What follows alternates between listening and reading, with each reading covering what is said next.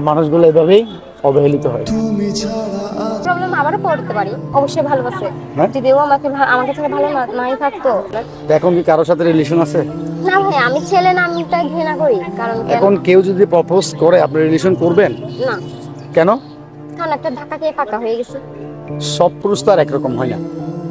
হয় ছেলেরা হয়, কারণ ছেলেদেরকে চেনানো অনেক বড় মুশকিল। মেয়েরা কি করে না? মেয়েরা করে, বাট আমি সবার কথা বলতে পারবো না, বাট আমার কথাটাই বলতে পারি। না, আপনি যে নাম কি? আমার নাম রাইসা মুনিশ। আইসামনি। তাহলে আর জীবন অনেক কিছু ফেস করছেন। হ্যাঁ, আর সামনে পাইতে চাই না এত কষ্ট। নেক্সট টাইম যদি আমি ধরেন সাপোজ আমি আরেকজনের সাথে রিলেশনে জড়াইলাম, তো ও যে আমাকে সেই কষ্টটা দিবে না সেটা কি গ্যারান্টি? এখন রিলেশন করবেন না, শুধু বিয়ে করবেন? হ্যাঁ। কি ফ্যামিলি থেকে না? না, ফ্যামিলি থেকে। কারণ নিজে দেখে শুনে যদি বিয়ে করি তাহলে হয়তো একই প্রবলেম আবারও পড়তে পারি। বিয়ে হয়েছিল? না বিয়ের কথা বলতেছি না, সংসারের কথা বিয়ে বলতেছেন হলে না, রিলেশন যেহেতু হয়েছে বাট বিয়ে তো হবে, হ্যাঁ। তাই না? তো যার কারণে আমি তো ওরে নিজের হাজবেন্ড ভেবেই নিয়েছি। এমনকি আমাদের রিলেশনটা এখন ভাবতে পারেন আপনারা আমার রিলেশনটা কতটা খাঁটি ছিল।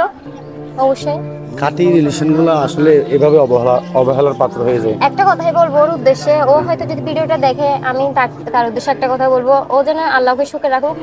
আমার একটাই চাওয়া, ও হয়তো আমি ওর এই কথাটাই অপেক্ষা এখনো আছি কি, শুধু একটা কথা, আমাকে ছাড়া ও ভালো নাই, এই কথাটা আমি শোনার জন্য এখনো অপেক্ষা করে, এখনো ওয়েট করি ওর জন্য। আসলে কি আপনি কি জানেন যে আপনাকে ছাড়া ও ভালো নেই? অবশ্যই ভালোবাসে। হ্যাঁ? যদিও আমাকে ছাড়া ভালো নাই থাকতো, তাহলে একটা মেসেজ তো দিত অন্তত পক্ষে।